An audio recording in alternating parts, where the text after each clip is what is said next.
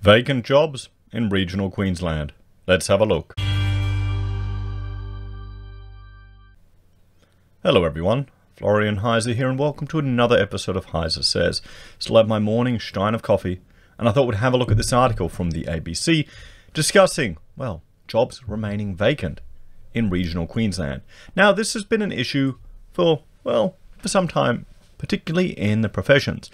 I remember as an architectural student, the Queensland chapter of architects of the Royal Australian Institute of Architects were doing a drive to get more graduates and students to consider moving to the regions to work because they had a shortage of getting draftees, a shortage of getting assistants out there. I had one friend who moved far up north to find work and he really enjoyed it. Of course, he came back to Queensland eventually for different career prospects, but you know, for quality of life, it may be a goer. Now, it's interesting that jobs are going, well, begging across regional Queensland. People aren't taking up jobs. Is this a sign that the emergency welfare measures that are put in place are too generous? Because, well, frankly, you'd be stupid to work a full-time week when, you know, the amount of money you get in the end just doesn't make sense because there are costs associated with working, everyone. I mean, but then the other argument is if you're in a profession, you want to keep your skills fresh because if they're dull, you could get scarring and never get back into the industry. We looked at that earlier today with regards to just the poor prospects of the young generation. So let's have a look at this, everyone. Let's see what the ABC are telling us. So jobs go begging across regional Queensland amid the pandemic downturn. Employers across regional Queensland are struggling to fill vacant jobs despite unemployment rising during the pandemic. In June, Queensland's unemployment rate hit 7.7%. The national unemployment rate is 7.1. Well, my understanding it was actually 7.4, but, you know, we'll let that slide. But across industries such as hospitality, agriculture and construction, regional employers are seeking workers with not enough to be found. The last time the Waltzing Matilda Motel Inn in Charleville in central West Queensland had enough cleaners was in March before the restrictions. The motel's general manager, Martin Reinhardt, said they never had any issue finding staff before. Usually we had a good response. In the past, we've filled positions within the day, he said. On average, we would get 4 to 5 responses. At the moment, they're getting none. We actually have a viewer from Western Australia who shared the exact same story, how they tried to get workers to help clean their motel and they couldn't get them. They're either, you know, completely unqualified, uninterested, or wanted a cashier. You know, I have to stop talking about that because that's, you know, that's why the government needs to implement this cash ban restrictions on $10,000 transactions because the cashiers that cleaners do on the side, of course. Mr. Reinhardt said, the struggle to hire staff had taken a toll on him and his wife. We're cleaning rooms in the morning and early afternoon and then getting the kitchen ready for the next run on the restaurant, he said. It's been getting up at 4:30 in the morning and working till 10 o'clock at night for the past 3 months. So, there you go.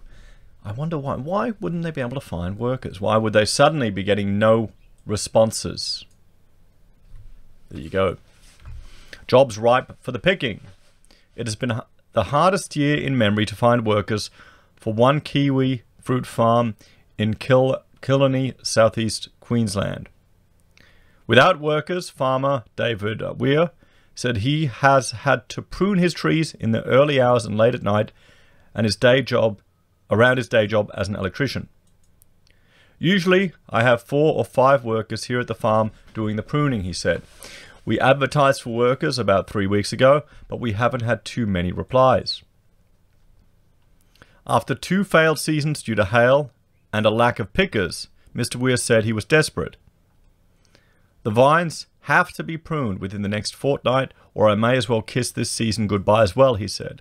I'm pretty stressed out and my wife is getting pretty stressed out too.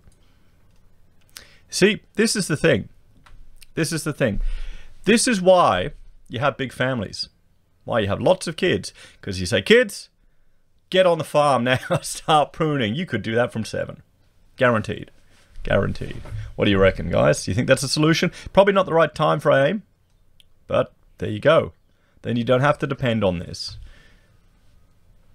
Even the Gold Coast's booming construction industry is still struggling to find workers. Recruitment agency director Fiona Watson said large companies were surprised. We've got roles that we were advertising and recruiting for where we just aren't getting applicants, she said, particularly in construction, marketing and accounting. We are really struggling to fill roles. Happy to sit there. Many employers feel the federal government's job seeker payments were acting as a major disincentive to work. They're happy to sit there on their $1,500 a fortnight, Miss Watson said. Or they're nervous that they're taking a role that may not have longevity anyway. So they think, what's the point in giving up this free money, taking a job that it may disappear in a few months? That makes sense. That makes sense. And there's extra stress associated with working. In Cairns, the tourism and hospitality industry was struggling, especially smaller businesses. Hayes Recruiting Cairns business director Tracy Picton said employers were concerned that people wanted to stay on JobSeeker. It's hugely frustrating for employers right now, Ms. Picton said. I've had examples where organizations haven't been able to reopen because they can't get the staff. Mr. Reinhardt said anecdotally, that seems to be the case. Typically, as a cleaner, you get 15 hours of work. You'd make maybe $400 to $450 a week, he said. That's less than you get on JobSeeker, so it would make more sense to be on JobSeeker. But economists say the reasons are much more complicated. Really? Do you think?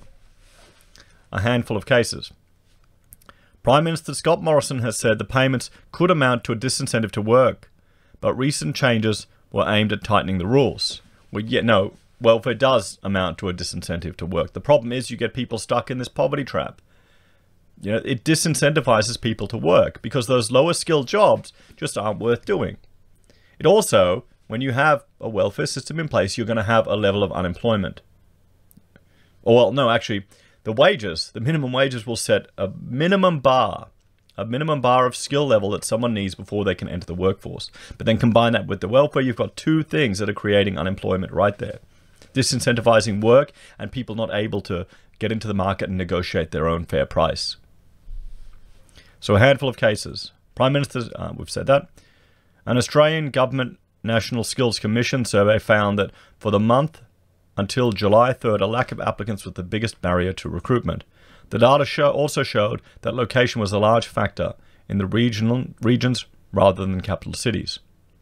In an address to the Annika Foundation on July 21, Reserve Bank Governor Philip Lowe said JobSeeker was not a major factor in lack of employment. There is no doubt some cases where people are getting JobSeeker, and that reduces their incentive to seek out a job, he said. But I think it's important that we don't draw a lesson from just a handful of cases. The vast bulk of people who are on JobSeeker could not find a job because there were no jobs because the country was shutting down. And he has a point. We are looking at some examples here in North Queensland, but in the Gold Coast and the industries that they're talking about. So a lot of contributing reasons. Economist Peter Falconer from the Queensland-based CONUS consultancy said it was not like an army of potential workers was sitting around rejecting job offers. I wouldn't suggest there are no circumstances where that is true, he said, but there are probably a lot of contributing reasons. Those reasons include workers being unable to relocate, especially interstate or to remote locations, a lack of appropriately skilled workers, and in the case of fruit picking, no international workers or backpackers. Why do you need international workers or backpackers to do the fruit picking? Can you explain to me why? Is it because it's hard work? Mr. Faulkner also said the JobKeeper subsidy could see people stay in roles they might otherwise have left. The JobKeeper. Yes, that's the thing. JobKeeper is artificially keeping people employed. There's a whole variety of reasons why we could be seeing some employers struggling to find people to take on work, he said. What I don't think is that we can draw a general case of perhaps a relatively small set of examples. He said it was uncertain when the regional Queensland jobs market might return to normal, given the wider ongoing economic situation. But I think anybody suggesting that it's going to be back to normal anytime soon, the V-shaped recovery, is probably kidding themselves. And, well, that's a perfect thing to end this article on. Any hopes of normalcy have long been dashed. What do you think, everyone? What do you think? Do you think the fruit-picking business out there is doing it tough? You know, are there people just not wanting to work in these regional areas? Would you want to work when you're getting more money not working? Seems pretty simple to me. It does create a disincentive, everyone. Let me know your thoughts and opinions in the comments below. What would you reckon? As always, thanks for watching. Please like, share, and subscribe to the channel. If you're a fan and want to support the content I create here, there are a few ways you can. You can join the channel on YouTube or Patreon. You can support us using our affiliate links at Amazon, eBay, Independent Reserve, or KuCoin.